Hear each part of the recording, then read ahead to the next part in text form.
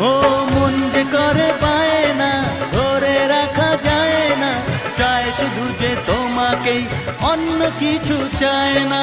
জানাই তোমাকে তা দুটি চোখের ভাষা, এই তো ভালোবাসা।